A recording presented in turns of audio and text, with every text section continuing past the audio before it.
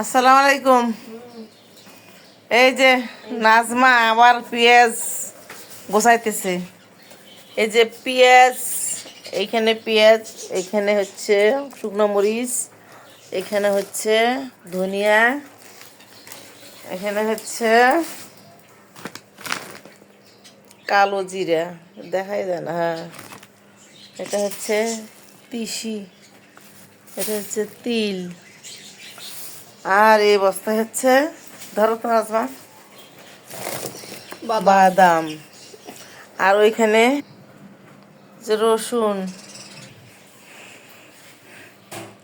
বিচি কলা, কাঁচা কলা, কাঁচা কলা, এই সব কিছু আমার ননদের বাসার থেকে আসছে। ননদ পাঠাই দিছে এগুলো সব কিছু বস্তা ভই দেয়। এটা ননদের ভালোবাসা। এরকম ননদ কয়জনের আছে?